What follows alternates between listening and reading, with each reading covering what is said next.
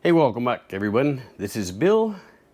I'm a prepper and I'm living in the Philippines. This short clip here is going to be the intro to a new series that I'm going to start creating where I talk about freeze-dried food, specifically Augason Farms, and where I open them up, take a review, and give you my solid feedback. Before I start getting into today's actual stuff, I do have, as you can see, quite a large assortment of Augason's Farm freeze-dried food. Now, some of this stuff has shelf life between 5 years, 10 years, and 25 years, and it is a good long-term if you're in the long-term food storage solution. Now, I'm just over 50, so I'm definitely looking at food that can go long-term because I hopefully will be around long-term. Long-term food storage might not be for everyone because there is a cost involved with the storage, the space it takes out, plus the ROI, right? The price you're paying for branded freeze-dried food. Now, if you guys watch my videos, you know up top, all those black bins, that's all the food that I've been freeze-drying myself at a greatly reduced cost. However, freeze-dried food can be great. And it gives you a sense of security knowing that you have a lot of freeze-dried food in your pantry. And keep in mind, even as a person that owns a freeze dryer, some of the stuff I don't want to make. I don't want to make powdered milk. I don't want to make onions. I don't want to do a lot of things that I find that I'd rather buy. But anyways, so it's your personal preference as a prepper and how you stack your food storage. I have a mix. I certainly have a mix of canned foods, grain staples, and freeze-dried foods. I have a great mix. If you're curious about that, watch any one of my pantry videos. But this series, I wanted to actually open these cans up and cook it. I wanted to see if it's good. I wanted to give you my honest feedback about the taste of whatever flavor or brand I open. And then I wanted also just to double check. So that said, this is the intro. You're going to see the same intro on the next 10 videos in this series. But I hope you enjoy it, and if you do, remember to hit that like button. Alright guys, so continuing on with this series, the community voted overwhelmingly, 58% of you guys want to see the Augason Farms SouthWest chili mix. Now, this is not meat, right? So they have meat flavor, meat substitute stuff in there. Now this is a 34 serving can with a shelf life of 10 years, and you just add water. Now, the thing I always like to check is the sodium, and this is 32% per serving, which is approximately 1 cup prepared. So what we're going to look at here is, now apparently it comes with dry spices and the mix. We'll check that out when we open it. There are a lot of ingredients. I'm probably going to make 6 cups just because it's going to be hard. This one you don't just soak in hot water. This one you have to whisk into boiling water, reduce heat to medium, and continue cooking for 12 to 15 minutes. So it's going to take a little bit of work. So let me go ahead and get this opened up, and then we'll take a peek and see what it looks like. Stand by for 2 seconds. All right, I am back. And I have opened this can. Let's see if I can do it without cutting myself here. All right. Well, right away I get a chili smell. Now this looks like just a bunch of beans, which it is. All right, well here's something. I'm gonna put this down so I don't make a mess. Stand by 1 second. Let me see if I can get this out of here without dumping contents everywhere. So this must be what they mean by the spice bag. Okay. Shoot.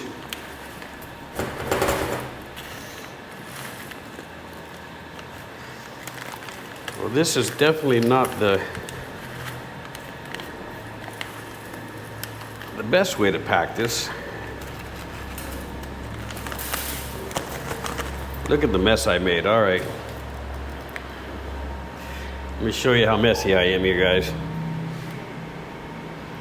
So that is the lot June 14th, 2022 chili powder is what that says there.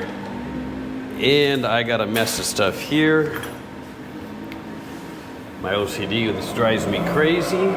Sorry about the noise. It is lunchtime. My crew's eating as well as people are out with their bikes doing things. All right, so I wasted this much food today.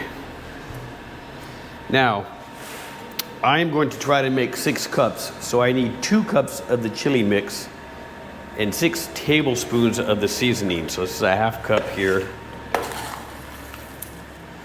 1, 2, that's 1 cup. 1, 2, all right, so that's 2 cups of the chili mix. And I need 2 tablespoons.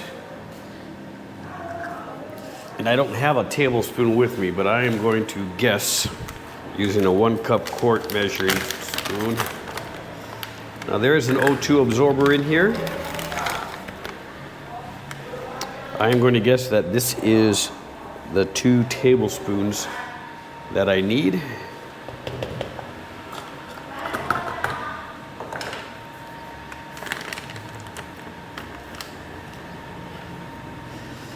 All right, so that is my chili mix.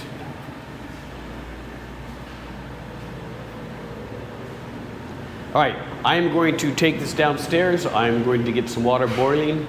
Stand by for 2 seconds and you'll see me cooking. Stand by.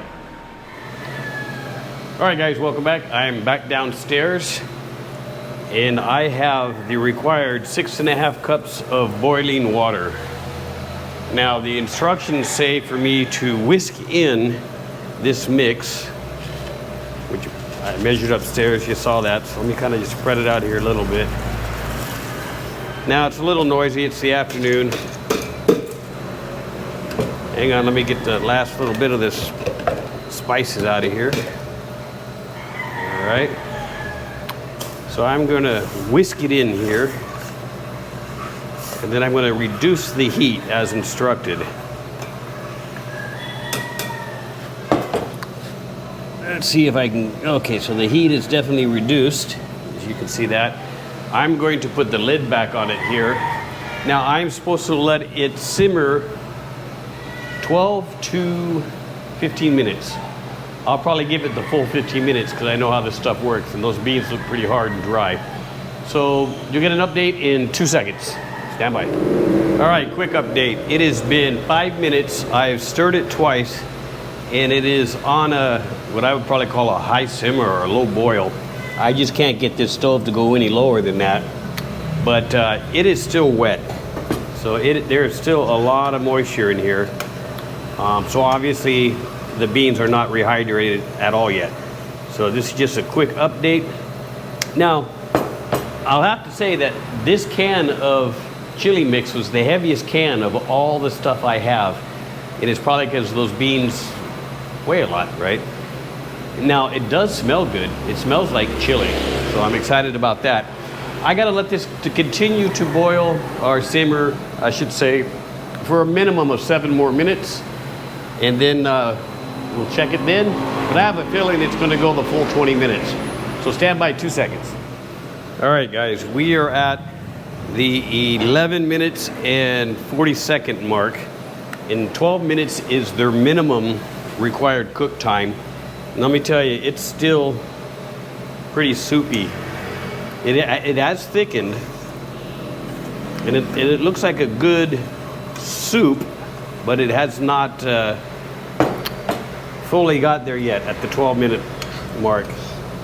There's the timer behind me. Let me see if I can grab a bean here. I want to just to see where these beans are at. Now this is hot, and I'll probably burn my mouth, but let's see what we got here.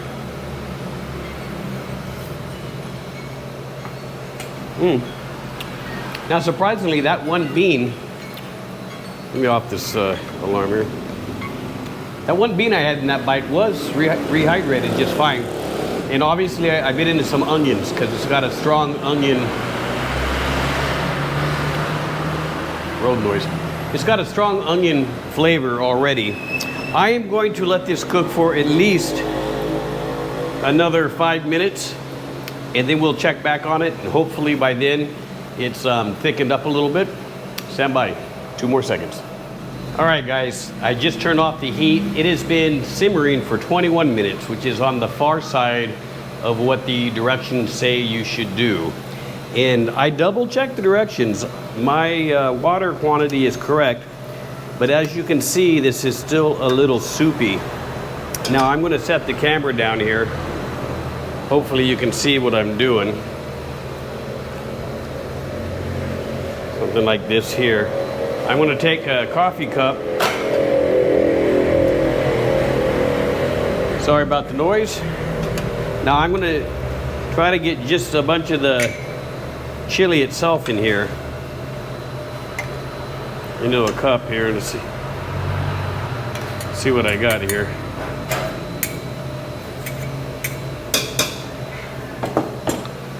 So if you can see, I have just a cup, and it's liquidy, okay? It is not what I would consider chili at all. This is more of a soup. Let's see if I can swap cameras here, move things around. Sorry about the mess today too. But Akad's not here helping me like normal. And I owe you this video, so here I am. All right, so this is the consistency if I don't fog up my camera lens here. You can see different beans, onion, and stuff in the mix here. It looks like bell peppers or green peppers as well.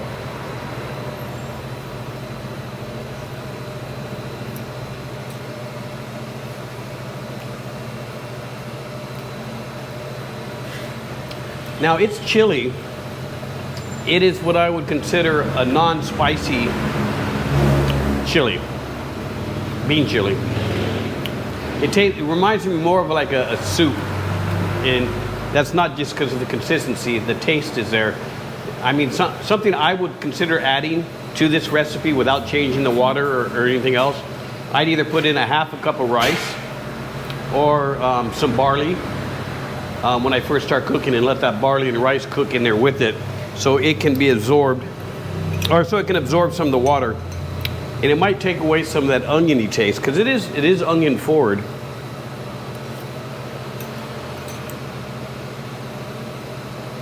Everything's rehydrated great. It's not a bad taste. Honestly, it doesn't taste that bad. Like I said, I'd probably spice this up a little bit with a little bit of rice, maybe some raw barley. Throw it in there while you're cooking it. Don't add any extra water, you won't need it. And hopefully you'll end up with a stronger or a more solid chili mix. All right, guys, that is this week's review. I will have this up and online soon. Comment down below why you think it's still runny when I'm following the directions, and if you had the same experience or not. And then go ahead and hit that like button as well. Now remember, everything I do on this channel, I've been funding myself. So if you want to help me out, if you want to see more of these product reviews, go ahead and look at those links down below. Anything down there will help this channel greatly, and I'll appreciate it all. Guys, until next time, be safe.